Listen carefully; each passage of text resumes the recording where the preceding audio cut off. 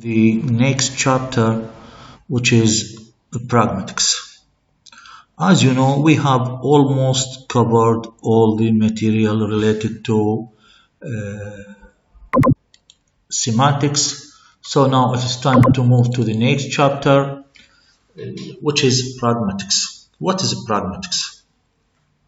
Pragmatics is the study of hidden meaning, the study of intended meaning. You know what is intended? From intention. A meaning which is invisible.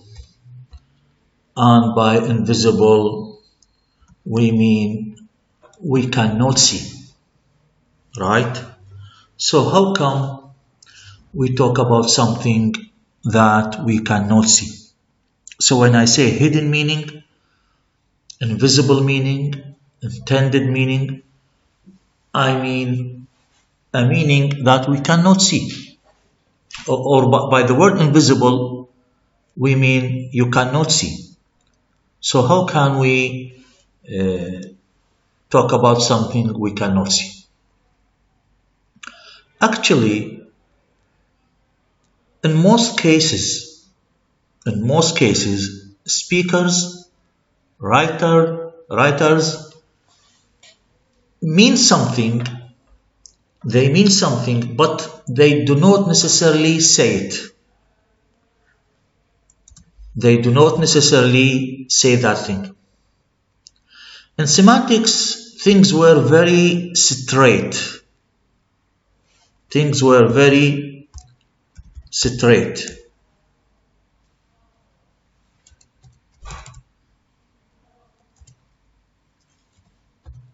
Okay? Direct. Dictionary meaning. But here we are talking about something else. You remember in our first, second lectures, we talked about the levels of language. Again, in order to convey meaning, in order to send meaning, in order to write, in order to speak with meaning, we actually use all the levels of language. That is to say phonology, morphology, syntax, semantics, and pragmatics. We use these 5, let's say, levels all together just to convey meaning. Which meaning? The meaning that speakers agree on. The meaning that users of language agree on. We are native speakers of Arabic, right? So we have something in common.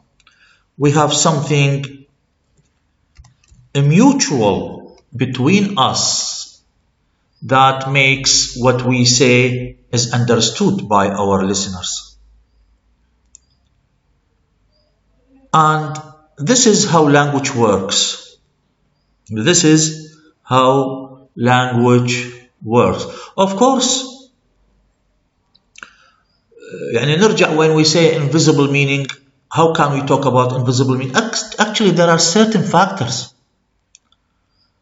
that contribute to that meaning, or that make that meaning clear to the listener, understood by the listener, intelligible by the listener or by the reader. Remember, when we say or when we talk about the message, we always talk about a sender and receiver. Okay? Sender and receiver. This sender could be speaker or could be a writer. A receiver could be a listener and or a reader. So there are certain factors that enable me to understand meaning, or certain factors that enable me to construct meaning. We are talking about the construction of the message and the deconstruction of the message. We are talking about coding and decoding the message. how to make language, or how to construct language, and how to deconstruct language in order to understand. So there are factors. Today I'm not going to talk about all the factors, but I'm going to talk later on about context. But before that, let me give you this example.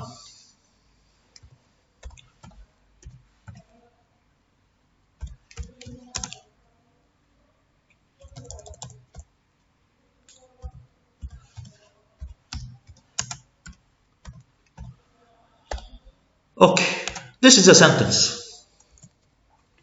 It says the following: elephants fly. I think you know what is meant by elephants. Now, do elephants fly? No, they do not. And this is the difference between semantics and pragmatics. In semantics, this sentence is unacceptable. Why? Because elephants do not fly.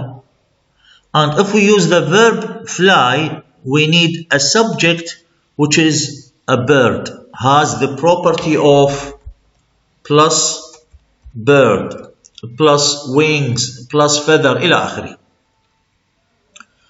But elephants and the fly do not collocate. They do not collocate. But is this sentence acceptable in language? Yes, it is. Does it have meaning? Yes, it is. And is it understood by the listener or listeners? Yes, it is. Do listeners understand this sentence? Yes, they do. Why? Because it depends on the context. أنا دائما نقول سياق الكلام. It depends on the context. Whether physical context or by context I mean physical context, or I mean context related to language. نرجع للجملة. What does it mean? We said it is understood, right? حتى نعرف what is meant by pragmatics.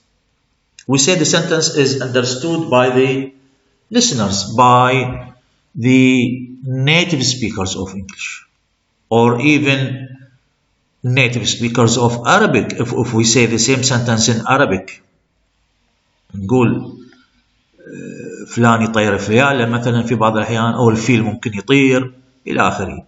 You know, in our course we need examples from English and from Arabic. Both are acceptable. Now we go back to the sentence. We say in semantics it is not acceptable. It has no meaning at all. But it is used, yes, قلنا, yes, it is used. Is it understood? Yes, it is understood. Imagine there is a football match between Iraq and Brazil, between Iraq football team and Brazil football team. I think you all love football. And imagine Iraq win the game 10-0. 10-0. We win 10-0. 10-0 نفوز. Could this happen? Yes, it could. Yes, it could. But this is very, very unlikely. غير محتمل. Very unlikely. And almost impossible. Almost impossible. So if it happens, the next morning you see your friend and you tell him elephants fly. معناها impossible things could happen. Impossible things could happen. So you say this sentence. You say this sentence. So now, is it understood? Yes, it is understood. Does it have meaning? Yes, it does have meaning. But it depends on what? It depends on the context in which the sentence is said. It depends on the context in which the sentence it is said. So context in pragmatics is the magical word. الكلمة السحرية is the magical word, because in pragmatics we always talk about context, سياق, in which the situation takes place. ونقول context of situation. Sometimes we say context of situation. Now let me give you another example.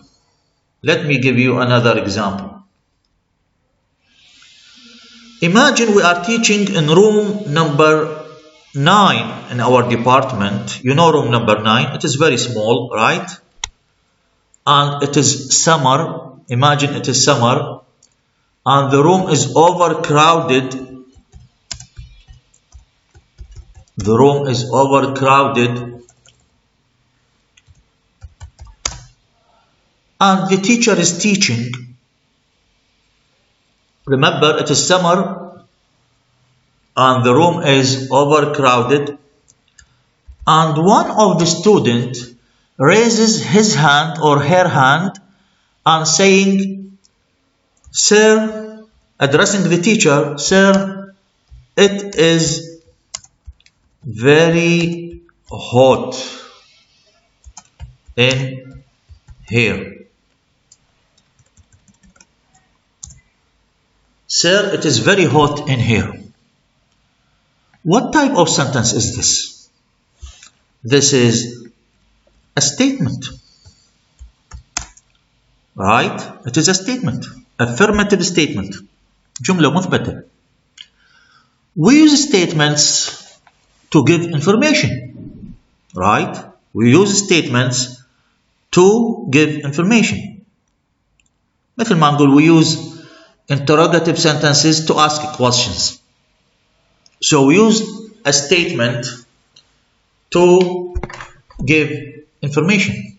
Now, do you think the student in room 9 is giving information? Actually, no.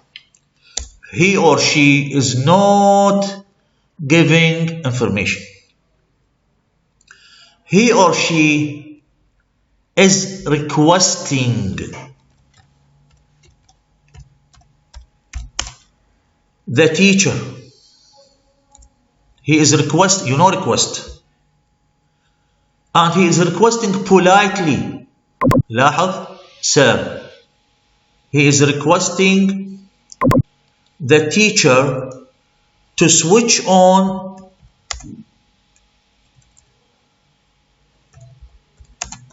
the fan or open the door. Remember the situation. نرجع لها situation. Room number 9. It is summer and the room is overcrowded.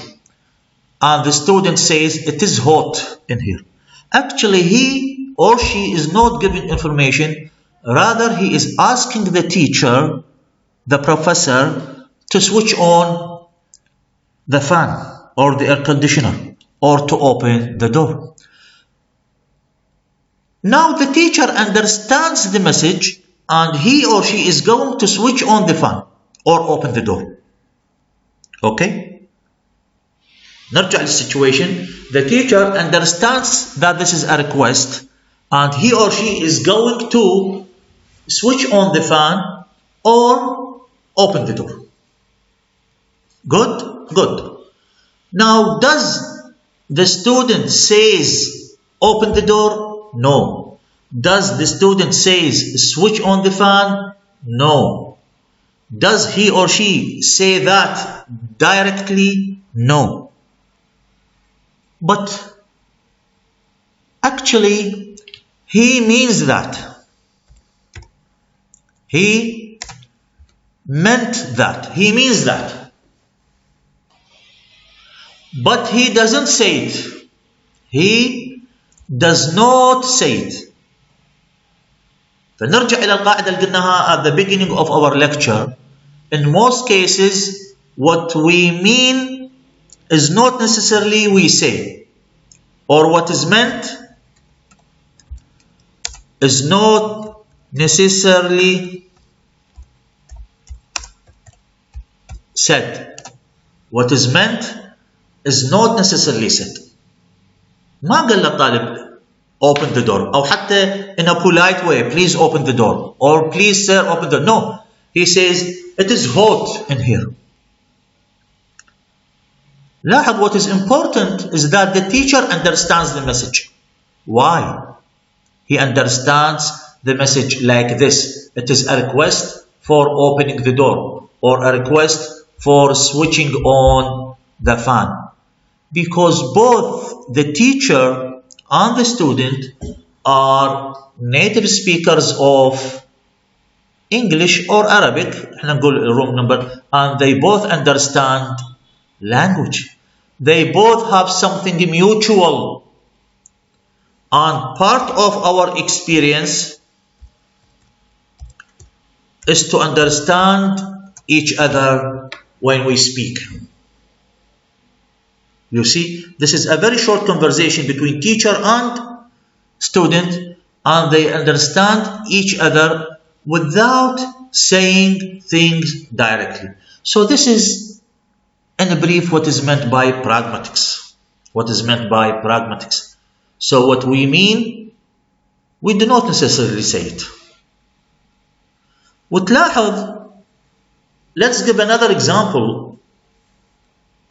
Most students, all students, when they ask for a leave, when they want to ask for a leave, إجازة يعني, from their professor, they do not say things directly. يعني, they do not go to the teacher, to his office, and say, I want a leave, or I cannot attend your lecture.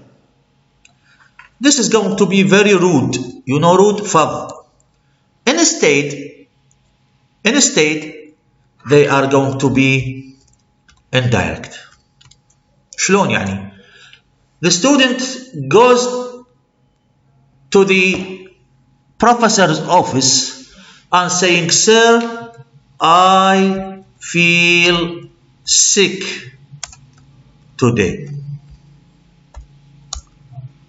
And I feel sick today is a statement. We use it to give information. Now, is your professor a doctor? يعني, I mean, is he a physician, طبيب? Is he a physician? Physician, طبيب باطني.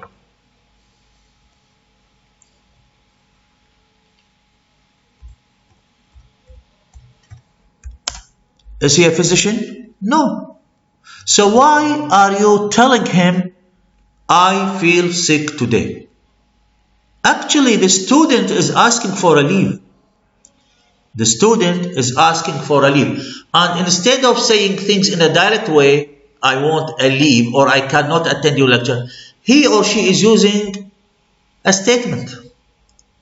And what is important in this message, the teacher, the professor is going to understand the message, and he may say, okay, you may not attend, or okay, you may not attend.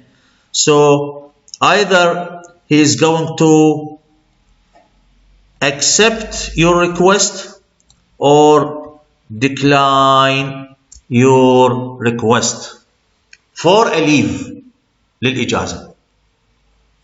He is not, the teacher, the professor, he or she is not interested in the sentence as a statement. And the student as well is not giving information, but he is asking for a leave. So this is pragmatic. يعني لاحظ الطالب قال للمدرس أنا أريد إجازة. No. He says, I feel sick. I am sick. I do not feel okay today. Actually, or I have a headache, a terrible headache. Actually, he is asking the teacher politely to give him a permission not to attend the class. إذن هذه هي القاعدة. This is pragmatics. ولذلك سمينا in the beginning of our lecture we say it is invisible. Invisible يعني it is not direct. We cannot see it. Or it is hidden. احنا hidden بالعربي نقول عليه between the lines. انت مرات مو تقول المعنى بين الأسطر. This is what is meant by between the lines. You say something but you mean something else. And we as native speakers share the knowledge. We have a common knowledge by understanding each other. I understand what you mean and you understand what I mean, because this is part of our knowledge as native speakers of Arabic. In many ways, pragmatics is the study of invisible meaning, or how we recognize what is meant, even when it isn't actually said or written. In order for that to happen, يعني شلون يصير هذا? It is not said and not happen. Speakers or writers must be able to depend on a lot of shared assumptions, افتراضات, and expectations when they try to communicate. يعني the same situation between the teacher and the student. Why they understand each other, the teacher and the student? Because they share something, you see, they share assumptions and expectations. Each one understands what is going on. Each one of them understands the message of the other one. Okay? By context, we said we have physical context and we have co-text. Co-text is linguistic, related to language, while physical context is related to the environment.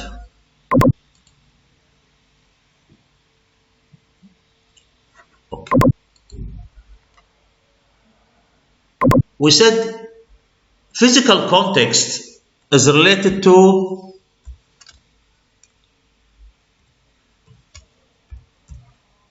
environment. مثلا نقول لك are you free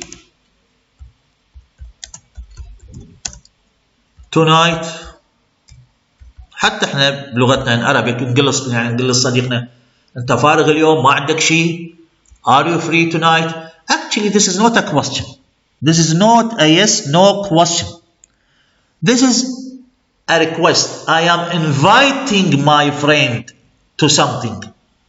I am offering my friend an invitation. And he or she is going to understand this. So he may accept, she may accept, or he may decline, يرفض. مثلا I have an exam tomorrow. You see, this is a conversation between the two. Are you free tonight? I have an exam tomorrow. In these two sentences, there is context. But this context is not related to the language itself or to language itself, but it is related to the situation. هذا نسميه context. It is related to the situation. Speaker number one is offering something, but he is not saying this. He is not saying, I am offering you to go to the club, to go to the movie, to go to the coffee shop. But he is just asking, are you free tonight? Speaker B understands the message and he knows and she knows that this is an invitation to go to hang out tonight, and he or she actually is declining the request. He is declining, she is declining. يرفض العرض بس ما قال له no أو yes. He is saying I have an exam tomorrow. معناها I am not free tonight. I cannot go with you to hang out, to do something, to the coffee shop or whatever. Actually, this is a refusal to an offer. A refusal to an offer. لكن it does not appear in language. It does not appear in the sentences. It appears in the physical context. But look at these two sentences. What are you? A very simple English sentence. أنا سألك what are you? I am a student. Look at these sentences. They are related. مثل الجملتين الأولى. Are you free tonight? And I have an exam tomorrow are related. But they are not related by language. لكن see, what are you? I am a student. These two sentences are related by language. لاحظ ال are becomes am. Well, you becomes I. Well, what becomes student. So these two sentences are related. احنا بعدين نجي لها ايضا نشرحها في موضوع اخر. Related by language. هذا we say this is physical context. sorry, هذا نسميه co-text. هذا when it is related to language. يعني ما نقول لك هاي الجملة مثلا he is my friend. Is it understood? No. Why? راح تقول لي who is he? Right? But if I say John is my friend,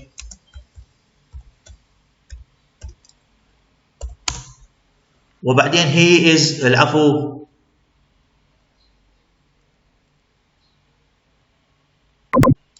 كررتها نفسها he lives in Baghdad. Look at this at the word he. بالجملة الأولى نقول لك he is my friend أو he lives in Baghdad. خلينا نقول راح تقول لي who is he, right? But if I say John is my friend, he lives in Baghdad. Now, is the word he ambiguous? No. Does it have meaning? Yes. It belongs to John. So John and he are related. They refer to the same person. They are related. They refer to the same person. And in this case, we say we understand meaning. We understand who is John. We understand who is he by the context or the context اللي هو linguistic related to language. نستخدم ال pronouns مثلا to refer to somebody, to refer to places. هذا نسميه context related to language. يعني المعنى أو ال context is related to language itself. While in these two sentences the meaning is related not to language but it is related to physical context.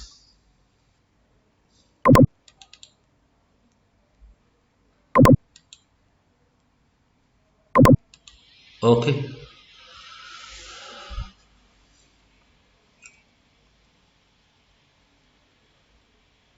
Okay. وهنا يعطينا مثال هو بالكتاب. You remember last time when we talked about polysemy, I gave you the word bank. And we said it has two meanings. One is financial institution, the place where we keep our money, and one is riverside. Okay. Now, which one, if I write the word here, which meaning I mean? What does it mean? Is it understood?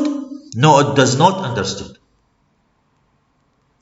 Is it not? It is not understood. Sorry, it is not understood. But when I say I went to the bank to put my money, to save my money. Now, is it clear or not? Yes, it is clear. شنو اللي خلاها clear؟